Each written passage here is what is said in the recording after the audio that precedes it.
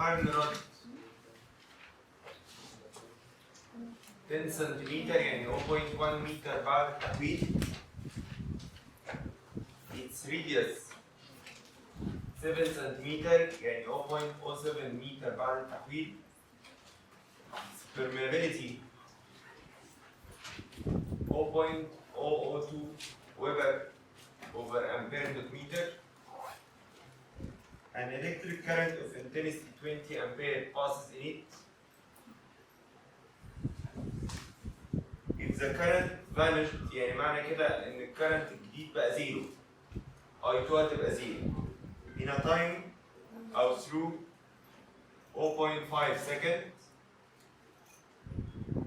Calculate the mean value of the EMF induced in the current.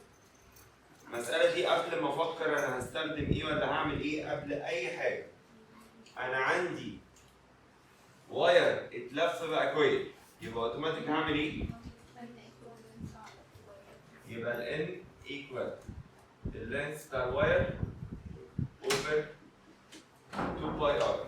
أنا عندي ال L 44 الباي 22/7 الار 0.07 ده هيطلع 100 تيرن.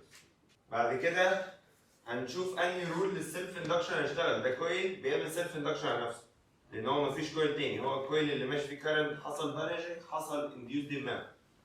دلوقتي هل اقدر اشتغل بالنيجاتيف ال دلتا اي اوفر دلتا تي؟ لا، لان انا ما عنديش سيلف اندكشن كوفيشنت، فاكيد هشتغل دلتا فاي اوفر دلتا تي. دلتا فاي انا عندي فاي 2 بزيرو لانه اي 2 بزيرو، انما فاي 1 مش عندي بس ممكن اجيبها بي في A. اجيب البي الاول ميو اي ان اوفر 2 ار ولا ال؟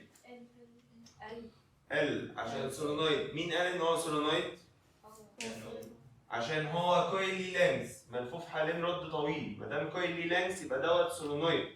انما لو هو ملوش لانس يبقى سيركلر كويل يبقى اوفر ال.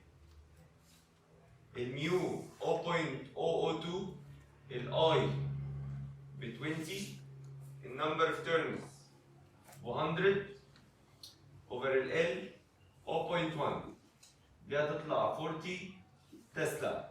اقدر اجيب الانديوسد ماب في الافريج